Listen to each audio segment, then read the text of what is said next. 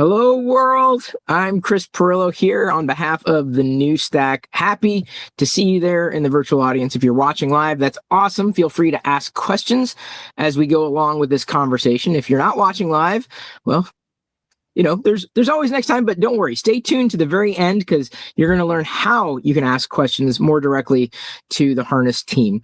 It's a fine day. I hope everyone's got a nice beverage with them, or if it's not nice, well, I hope you're enjoying it anyway. Today, we're avoiding the Argo Ceiling, scaling GitOps without maxing out, which may be something that you didn't think was possible. It is possible. It is. If I can sit here with 2 cups of coffee, because I had to have a backup in the conversation. It did not. I didn't want to run out. If I can do that, then I believe GitOps can be scaled without maxing out. That's what we're about to learn.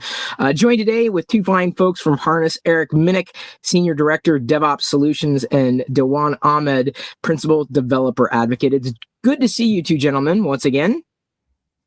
Great to be with you. Yeah. Fantastic to be back. I assume things are always new, right? The world of technology never changes. It wasn't that long ago when last we talked, but I'd assume like everything has been upgraded at this point. Everything is brand new, shiny. Yeah. Is that right? It's new, exciting, and we are, in many ways, making our old mistakes new again. And we'll talk a little bit more about that. Yeah. I want to unpack that. Yeah. What is old mistakes new again? That is a great way to begin this conversation. Thank you for staging it better than I ever could. So, hey, look, there's some super exciting stuff that we love about Argo, and I think it's doing deployments right in some of the best ways. I love that we've got the automatic remediation, that we finally fixed a lot of the drift problems. And Dewan, I don't want to take this away from you. I know you're going to talk about this. But I also see some distinct 2010 CI/CD behaviors going on that makes me a little sad. So I think we want to dive into that and see if we can thread this needle and take advantage of all the new awesomeness that we see in Argo and avoid some of maybe the sliding back into some of the stuff that made me lose my hair. So, Eric, the other day on LinkedIn, I saw a post from I think it was either the DevOps engineer or platform engineer saying that I'm happy to start a new job. And then the main happiness comes from making all my tech debt someone else's problem. So when we talk about these challenges, right, the platform engineering teams are facing, these are real challenges to the point that when they move over to somewhere else, they think that, oh, finally all those glue scripts, but we're going to go over ahead of us. So let's actually take a step back for some folks who haven't heard about Argo, or maybe you have heard about Argo, but what that is. So when we say Argo, we don't talk about a single tool. It's actually a family of Kubernetes native projects.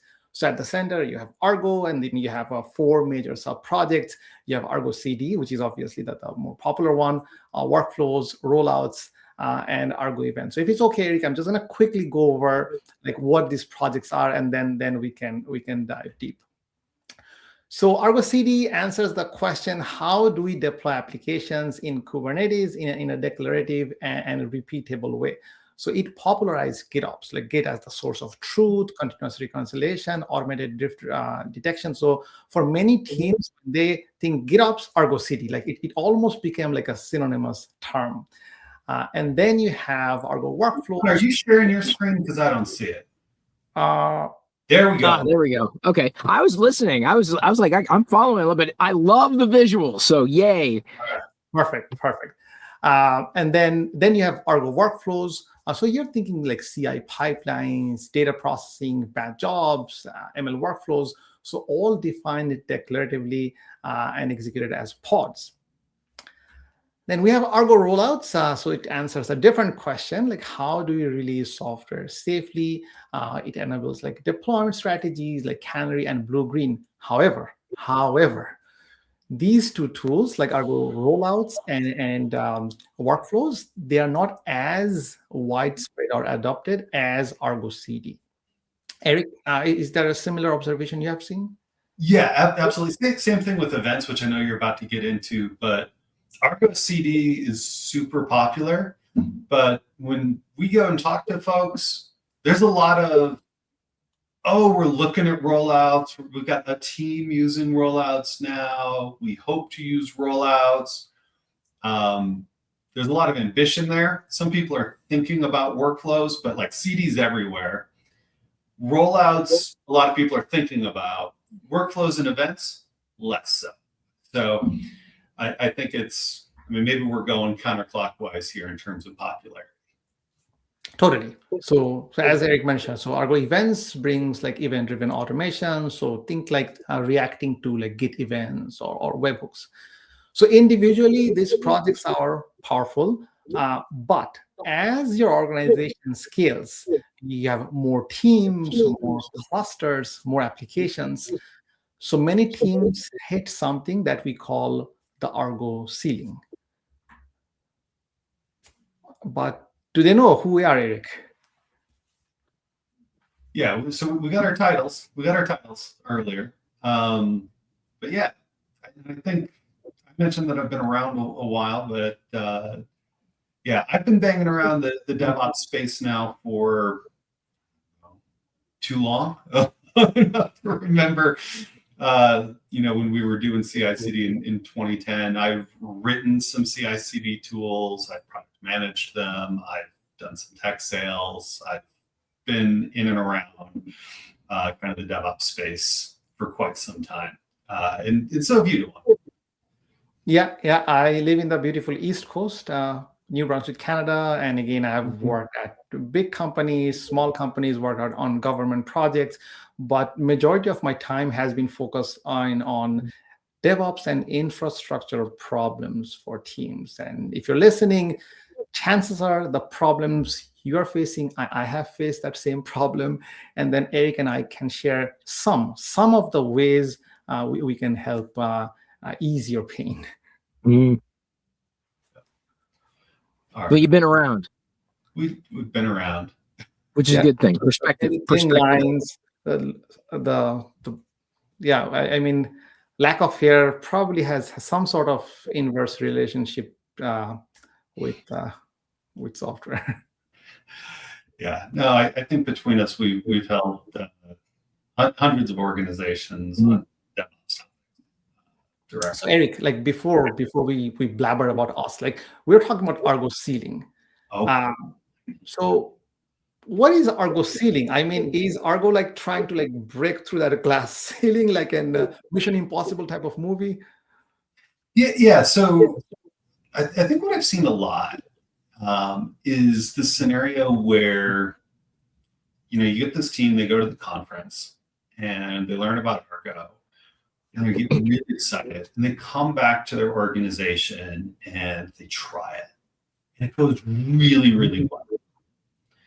And they say, okay, now everyone should do it, right? And they get executive buy-in and they roll it out to a couple of teams and it goes really, really well. And then they try to roll it out to everyone. And then all of a sudden it hurts real bad. And I thought, what the heck happened here? It's not going so well anymore, right? They can't find things. It's hard to manage. And it's like there's this scalability problem. And that, I think, is roughly what we're talking about with this ceiling, that when you get to a certain size, just rolling out vanilla Argo suddenly starts to hurt in surprising ways. And that's what we want to talk about so you can see it coming and start taking compensating measures.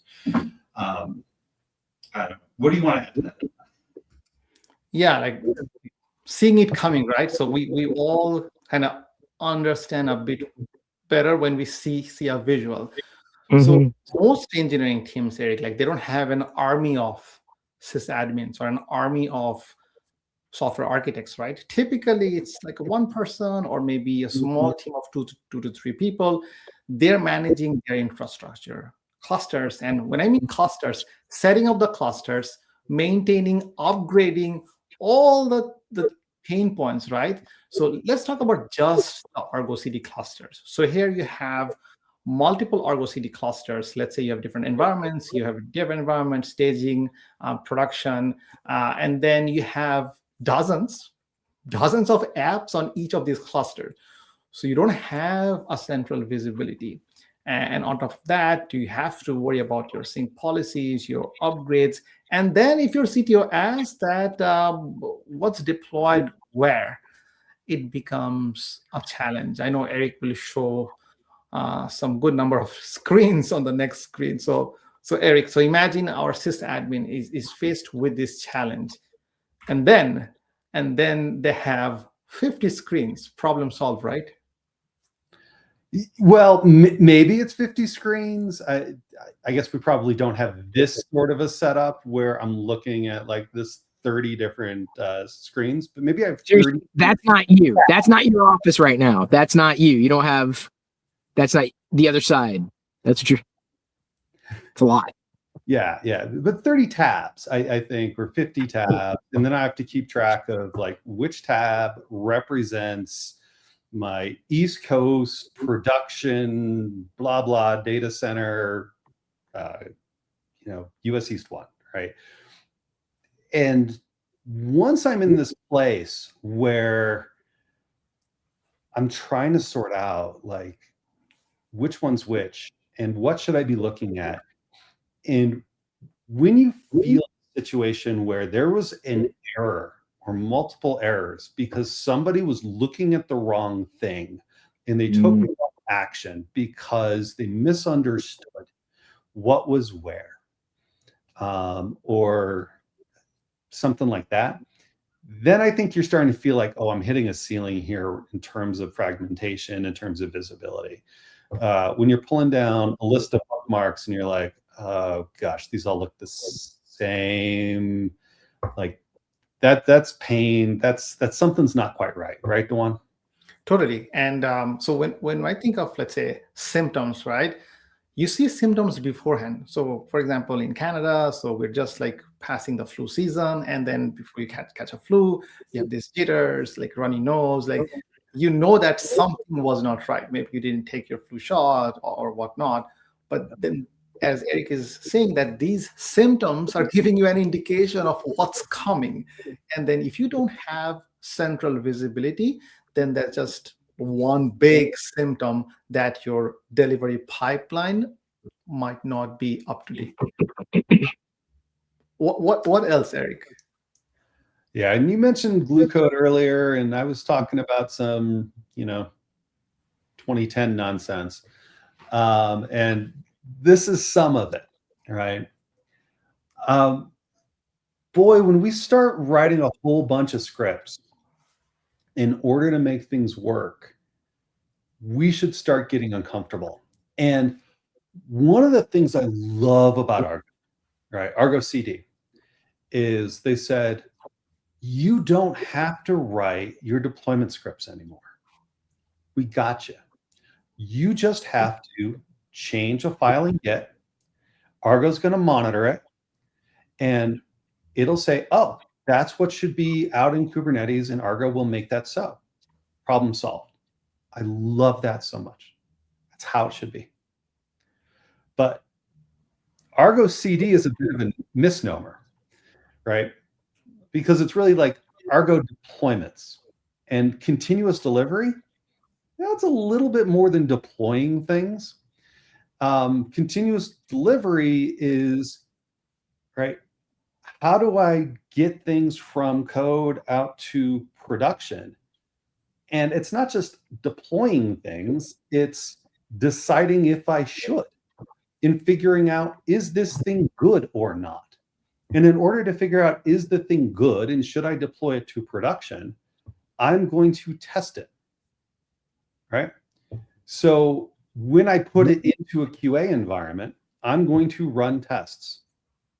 I'm going to run my dynamic app security scans. I'm going to do all of these things, right? Why do I have these test environments? I'm going to do stuff there. And so after I deploy, I'm going to kick off a whole bunch of tests and scans and stuff, whatever it is for you. And that's what we're getting at with glue code, because Argo is out of the box good for doing the deploy bit. And now we got to do all this other stuff. And that's not what Argo's really for. And so I've got to write these scripts. And sometimes that's done in Argo workflow, but sometimes it's not. And that's often scripted. And Dewan, what happens after I write the script? Like every time? I mean, every single time if you write this script, the script gets outdated. And then you are the one that knows how it works. You're the only one that knows how to update it. And when that person leaves the team, everyone else who now owns it knows just one thing. That script works and you don't touch it. It's actually written in comments. In the actual script, it writes in comment that do not modify this script, right? Some people might be thinking it's a joke. It's not. Like a lot of teams, they actually have these legacy scripts.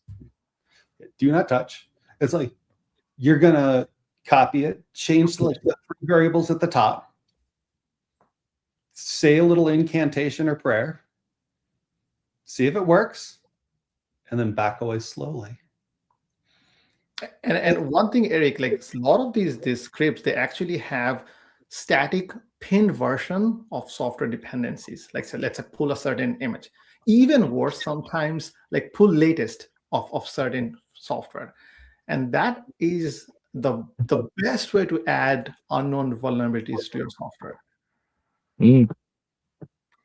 Yeah, I mean, this was some of the nightmare that some people had around the Log4Shell is some of the vulnerability was in the pipelines and in some of the dependencies in the pipelines, and they had to go change all of their pipelines. And I don't know what the next one's going to be, but it could be in these scripts too. And then it's going to be, again, someone's going to have left. And so I think we're setting ourselves up again. And this is where I'm saying, like, it's the cycle that bothers me, because we just see this over and over again and over again in the industry, right? There's the cool new tool. We all gravitate to it. We write our scripts in it. It's wildly successful because it's new and we understand our new scripts. Like, hooray. And then the people start to, change jobs because that's what we do. And then the scripts become legacy. And then everyone decides the tool is bad. It didn't get any worse. It just has old scripts in it now. And we all decide we hate the tool. And so we all move to the new tool. And we're like, oh, the new tool is great. XCD. We have too many tools. We have 14 different tools. Let's just add one tool to replace all. Now we have 15 tools. We do it again. It's like, okay. So when you find yourself writing a whole bunch of scripts, like, you got to see, oh, I'm walking back into this pattern. Let's not do this. I'm going to need some sort of wrapper to help Argo out, right? And then, Chris, do you know what's worse than glue code? Vibe glue code. In production, for sure. But that's not it, Eric, right? Like, that's not the only two symptoms. No. We've got this awkward promotion, and I don't know, like the promotion flow in GitOps, like, I like it, right? We got out of like this situation where I have to like go ask some central team to do it for me, right? And like, I've empowered the developers, and that's a good thing, right, Dewan? Yeah, totally. I mean, developers, when they're in their dev environment with the full ownership that, oh, this is perfect, like I'm just raising a PR, and then suddenly the automated test pass, and then they might have something like dev container, and it's deployed to their own, let's say, a local host, or like a pod running, and it's all green, and they feel that it's like the true sense of continuous deployment. But then lo and behold, now they actually raise a PR in a prod repository, and then it kicks off a prod pipeline. And the prod pipeline actually has ServiceNow approval, Jira approval. It might even send an email for someone to approve. Yeah, so I think there's these two variants here. One is if you're in this kind of big corporate environment and we haven't entirely empowered you around the production deployment and we still need to check something in ServiceNow, right? Now, we still have this pull request flow, but my pull request flow needs whoever approves it to also look in ServiceNow. That's clunky. Right? We'd want to connect those two somehow without a lot of glue code, right? Because we don't like glue code. We already established that. And then the other one is, what if I actually am modern, right? What if I've got one of these Formula One cars and I've got all my automated tests, right? Where I could deploy to QA. I could just run my tests and then I would know this is good to go to production. Well, in my legacy non-GitOps pipelines, right, which we all decided we hated, then after my tests ran, it would automatically go to production. But now in a GitOps way, I have to have a developer look at the tests and open a PR and another developer look at the tests and approve the PR to go to production. I have to have 2 manual steps. I have to go to the toll booth. That's not better. Yeah, you're trying to tap your credit card on the toll booth. I don't have a toonie or $2. Yeah, like it's like, Pulls you down. but this does not feel like I went forward in time. So again, like it feels like I got my drift management. I like that from Argo, but something about the workflow made me feel like I went back in time.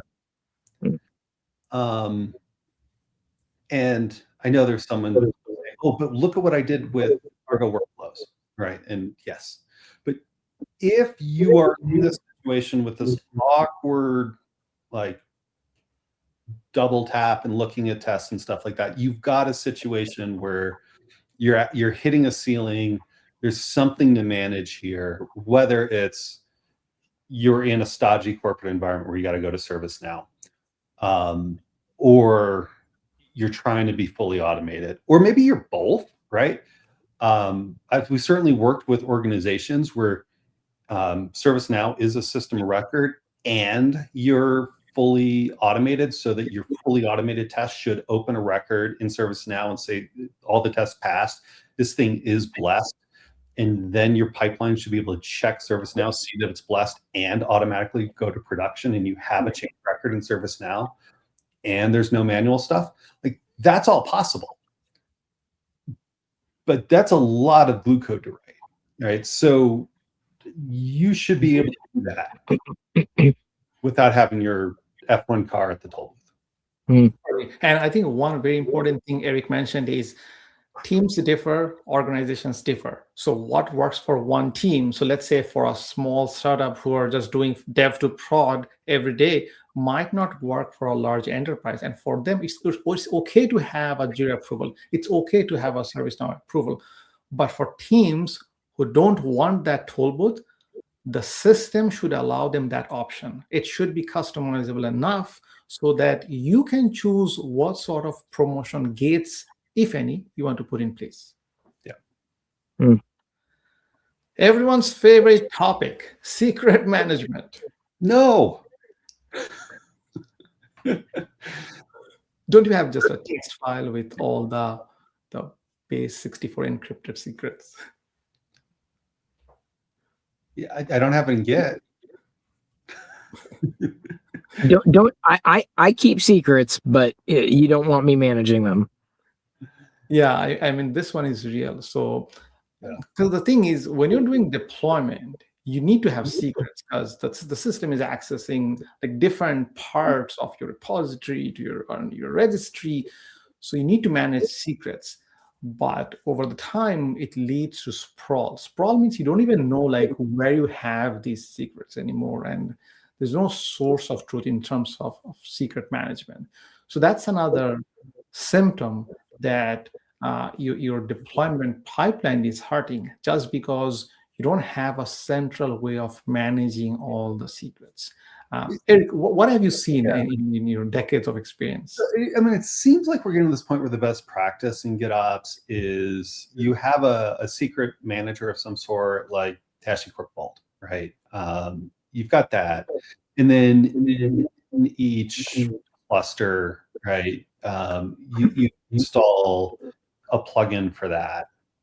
You got like the secret zero bootstrapping problem that you got to deal with, but you install a plugin, you got to maintain that plugin to reach back to your secret manager, and then that's injecting secrets in all your manifests and YAML files and such at deployment time. But then you've got this headache of you've got all these plugins scattered around, and you've got to first wire those up, and then you've got to keep those up to date. So you've got a bootstrapping problem, and then you've got a maintenance problem across every instance that you've got. So that's your sprawl issue. That's doable, but a headache. Yeah, totally. And then not only you're managing the clusters, now you're managing the plugins for each individual cluster. So that's not fun.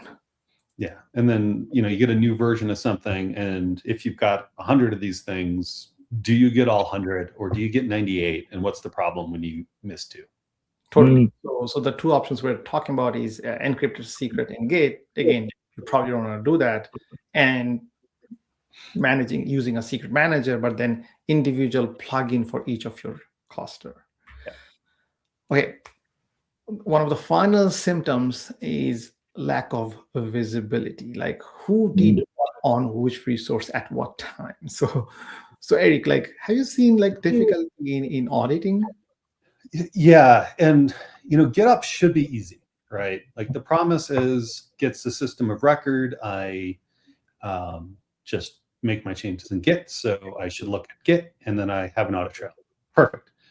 Problem is a lot of people then turn off the auto sync to Git, and so there's a manual sync in Argo as well. And once you do that, now your audit trail is spread between Git and Argo. And now you've got, let's say, 20 Argo instances, 30 Argo instances, 100 Argo instances.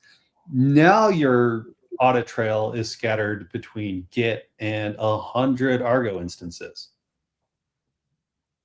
Have fun. How did this thing get to production? Totally.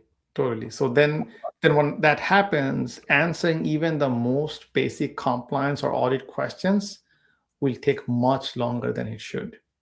Yeah, especially now start answering questions like, okay, good. Now we know who pressed buttons, did the test pass. Great. Now we got to go find those things too, right? Now that's probably dealt with in whatever my overlaying orchestration layer is. My friends, maybe I got to, check my glue code, and did I write that down somewhere? Oh my gosh. It's hard if you're not very deliberate upfront about how you're pulling all this together. If you do this after the fact, you probably don't have it. Totally. So we talked about a lot of like issues and problems and symptoms. Eric, want to walk us through like what we really need? Yeah. So let's say you're starting to bump up against the ceiling, and then we can say, okay, how are we going to manage it? Because again, if you're doing this at a small scale, you're probably fine. You got 2 Argo instances, you can deal with the audit. It's in 2 places plus Git, you're fine. You're writing a small amount of glue code, you can manage a couple of scripts, you're fine, right? At a small scale, you're okay. It's as you scale, you're going to hit the ceiling, you're going to feel these pains. So yeah, let's jump into what you need if you're starting to feel this sort of ceiling. All right, so you're feeling fragmentation. You're going to need to start bringing stuff together. And I would think about this in terms of visibility and governance. So you want to think about what are the things I'm doing or seeing in every Argo CD instance and bring that together. Can I centralize my RBAC? Right? That's a really annoying thing to do, is to set up permissions in every Argo instance. Do I have some sort of policy or rule or things like that across this? Cool. From a visibility point of view, right? How do I go from having 100 tabs to one screen where I can see where all my stuff is? Can I bring that data together? That'd be great. And again, how do I get all my audit in one place? Can I pipe all my information from Git and all my Argo instances into one audit trail? Can I get my data from my tests passing into that same audit trail? How do I route that all into one dashboard place thing so that when my auditors come and say, give me this information, you've got it. I always say, if you're going to build this yourself, find whoever is going to audit you and work with them to figure out what they need and build it with them. Right. I love that. Like working backwards, because someone will ask you that question. Why don't start there and then see how you fix it? So, yeah. Eric, can there be script-less deployment? Or at least less scripts. Yes. Right. Boy, I was kinder in my talk of 2010, but I also remember 2006 CI/CD. Find the modern kind of CI/CD sorts of approaches. The tools today have pre-built integrations with all of your testing tools. And lots of these integrate really, really nicely with Argo. So get one that plays nicely with Argo and your testing system. And then you don't have to write all the scripts to go to your testing and your scanning and all of that. And it can just work. So I would say start with that rather than starting with like Argo workflows plus a bunch of scripts. Use Argo workflows probably for more infrastructure stuff, would be my instinct on this one. Think about what happens before and after the sync. How do I make decisions about whether this thing gets promoted? How do I make decisions about does this need to get rolled back? That sort of stuff. And automate your request interactions, right? That's how we do a rollback, is we go back into Git and we change the version to the previous one. And so we're not doing violent things to Kubernetes. We're doing things, we should do things in a GitOps way. But let's automate pull requests. So if we know something should be promoted to the next environment, let's have the automation go into Git and do a pull request. Maybe it even approves its own pull request if you know it should.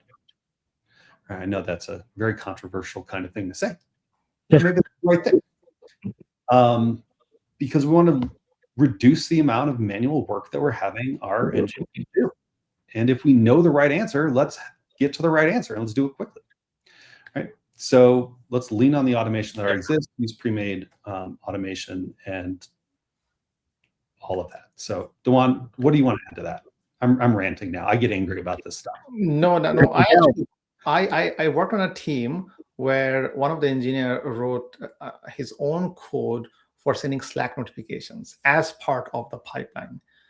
You have so many plugins available out of the box that does that, regardless of that you're using Jenkins or GitHub Actions or Harness Pipeline. Almost all of the modern tools, they have a way to send an email or Slack notification.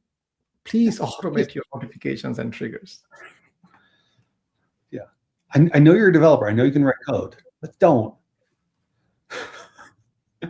Just because you can doesn't mean you should. All right. So folks who listen to the Harness Ship Talk podcast, when we close the year with the Harness CTO, Nick Durkin, like his favorite saying is guardrails, not gates. So Eric, what do you want to talk about, like automating those guardrails? Yeah. So when I think about compliance or following policies by having developers know the rules and then review what is supposed to be going out the door through a pull request and say, well, did it pass the test? Did it pass the scans? Yes, it did. So I will approve this pull request. That is so deeply unfair to the engineering team that they are reviewing text files and numbers in text files, and they're supposed to actually go and check a whole bunch of things that are out in other systems and then be like, yes, I approve. That is not how humans actually work. I don't believe that at all. Humans are not disciplined checklist followers, like particularly software developers. They are not. Like, maybe your pilots who are scared of dying if they don't do their checklists right. But engineers who want to get home on a Friday night tend to be like, yeah, I trust my colleague was making a good decision. And very often their colleague is like, I'm sure someone else will check this for me. And between the two of them, because there's two people involved, they trust each other too much and it slides through into a problem. Like, let's take this off. Like, let's have the automated systems help out and check the results of the test for us, right? So if someone opens a pull request and the tests are a total disaster, it can say, oh, the tests were a total disaster. The automated system comes through and rejects the pull request. Why not, right? Totally. So it seems you're saying what we need is some sort of a control plane, bring the visibility together, bring the automation together, and work really cleanly with Argo, right? And these tools exist. So totally. Show us an example, man. All right. So let's take a look at how something like this could look in practice, right? So one of the symptoms that Eric mentioned is lack of visibility. So you have multiple clusters, you have multiple apps, but no central visibility. So this is showing harness continuous delivery and GitOps. But this is an example. You could use the tool of your choice as long as the thing we're showing, you're getting those same benefits. So here, I can select my agent. So for example, here, these are the harness GitOps agent. You can think of as the Argo CD controllers. You can have all different controllers running different clusters in GCP or AWS or Azure, but then you have a central place to see all these applications. And the look and feel might feel very familiar because, Eric, this is Argo. Looks a lot like Argo. Yeah. But I see there's a bunch of different agents in there, so you're bringing it together. Yeah, like you have your deployment, you have your resource view, you have your app details. It's underneath. We're not reducing any of the Argo goodness. It's all the Argo CD goodness, but with the power of the platform and centralization of all your clusters, your applications, RBAC, secret management, which you'll see in a bit. So this is what we mean by central visibility. The other thing we talked about is glue code. So here what I'm showing is the actual pipeline. So if you look at this pipeline, it shows how you're promoting your code to turn that into software, right? Code, pieces of text, turns into software that your customer can really use. So we're promoting from dev environment, and then you have some sort of gate. It could be automated, it could be manual approval, and then it's going to different phases. And if I show you one of the execution history, here you can see how you have checks, multiple checks for each of these. So for example, here you can have an HTTP status check to see if your app was healthy. Then you have rollouts. And then let's say if any of these metrics don't match to the threshold, the pipeline will roll back. And if you're a harness customer, when we say rollback, we don't mean just app rollback. we mean your app rollback, your infrastructure rollback, your database schema rollback. So the entire true rollback. So we have a whole different like talk or blog on like what rollback typically means. We don't want to take time, but it does roll back. They're basically in sync with each other because it wouldn't make sense to just roll back one without rolling back the others, correct? Correct. Like if you just do your app rollback, then what happens to the infra? Your infra is still at a previous version. What happens to your database schema? At Harness, when we say rollback, it's a rollback in a true sense. So your entire system rollback. Well, I watched this, and this is not my world directly as much as it is yours, but it just seems to me like a tool like this would be critical for scalability. Critical. Like not even a question. Critical. Yeah, and I know there's probably someone on this who's like, oh, you just said the word pipeline and I'm triggered because like pipeline is like the old way. It's like, we need a workflow engine. And like, it's a workflow engine. That's all we're doing here is we've got a workflow engine that takes things from like dev to prod and like just, it's a workflow engine, my friends. It's a workflow engine. Like that's all we're talking about here. And it's still pull based. It's still being, triggered off of events and what's changing in Git and all of that. Mm-hmm. Still working it that way. But like, it's just workflow, my friends. Mm-hmm.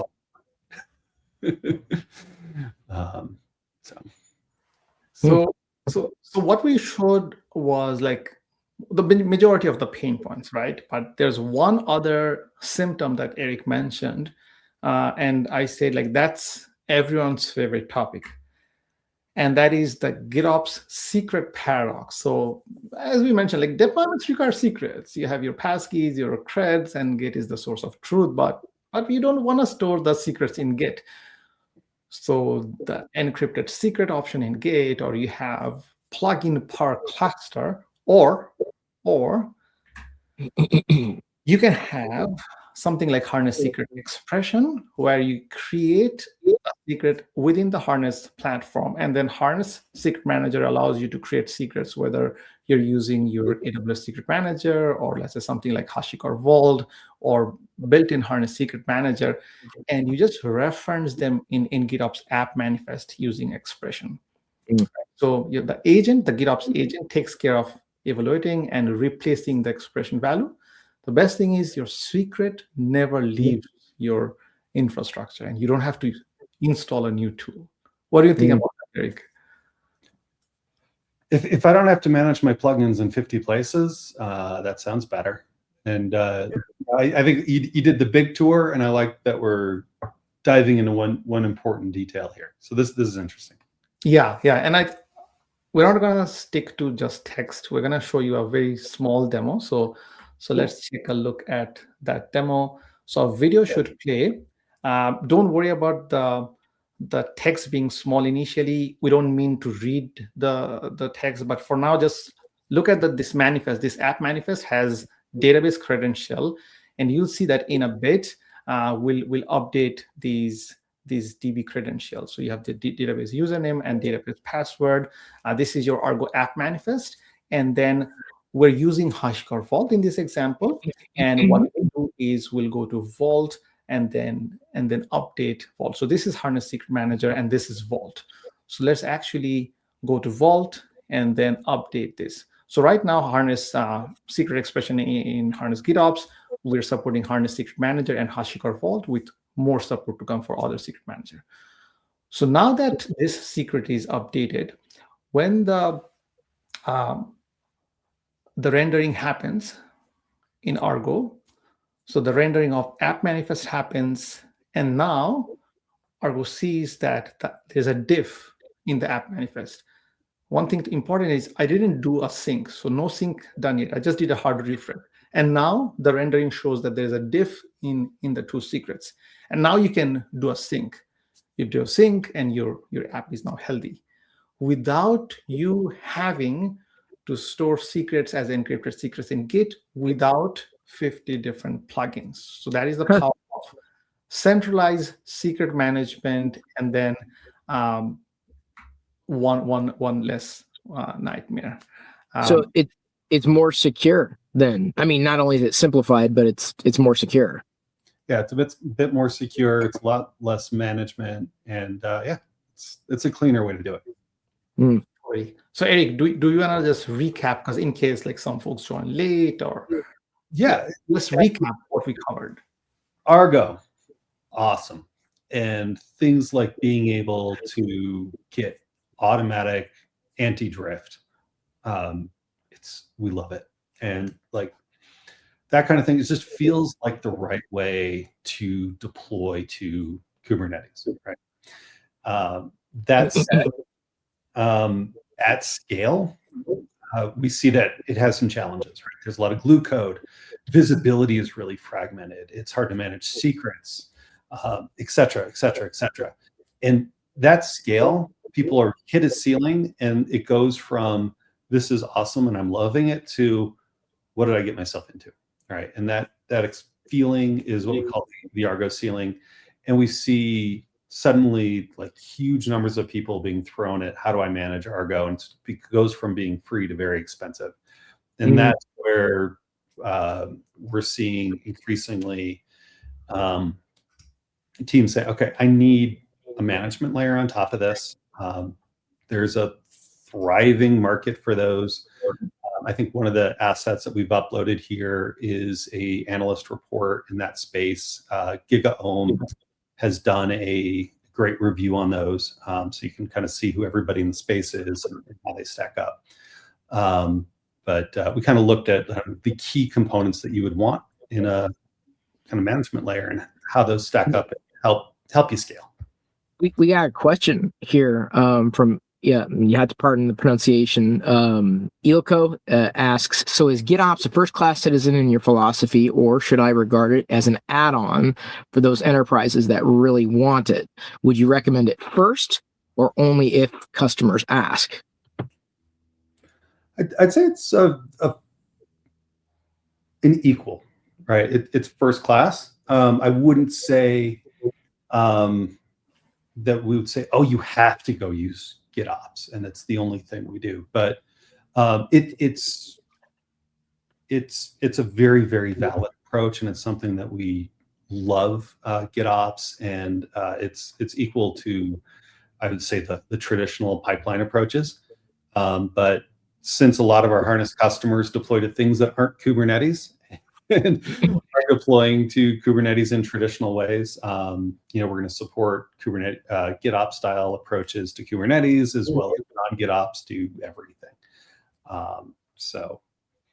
Is it better to have that discipline, I guess, laid out before you're even asked if you have a discipline?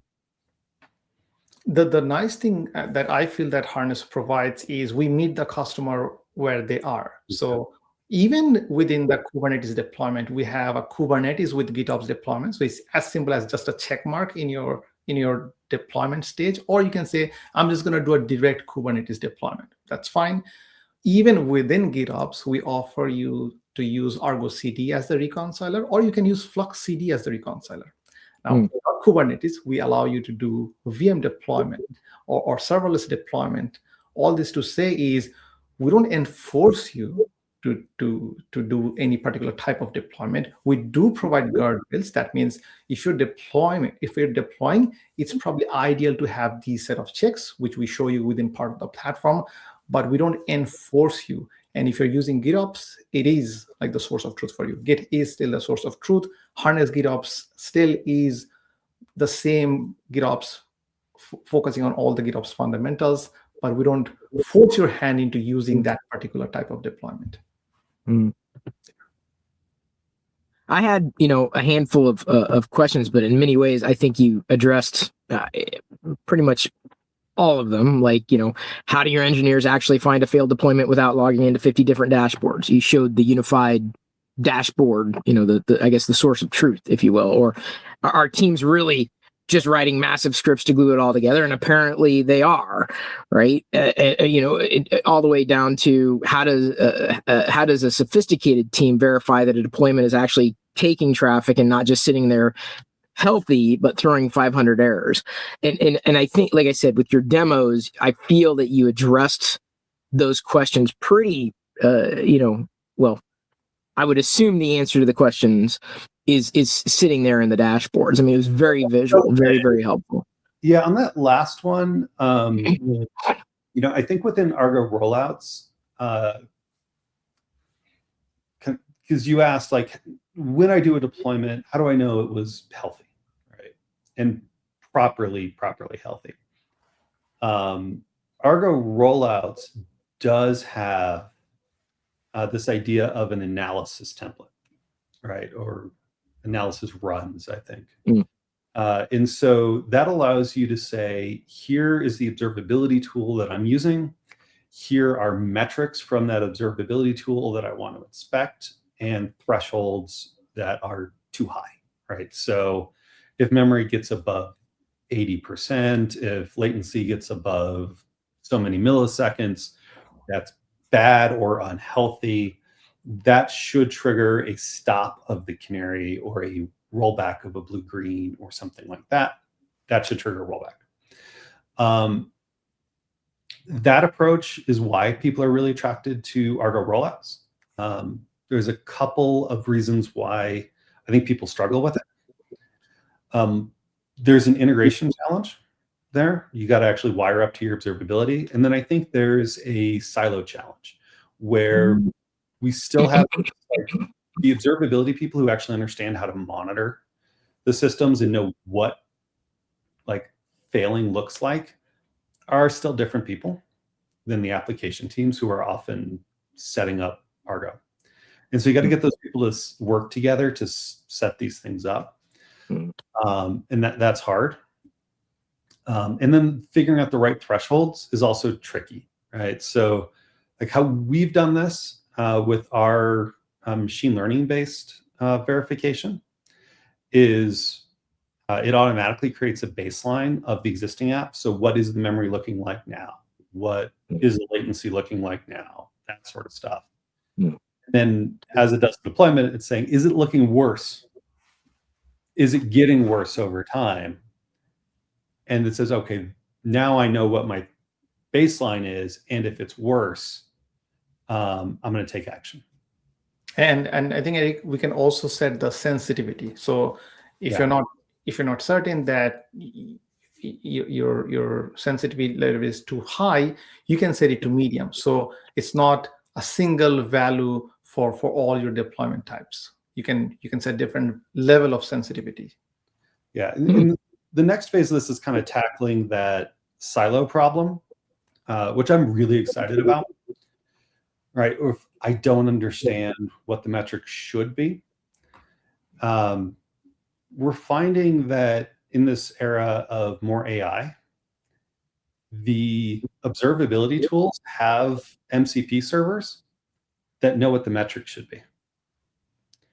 And we're able to set up our AI kind of to play the role of the DevOps engineer and contact the like SRE of the observability tool and say, and they can virtually sit together and say, all right, how do we do this?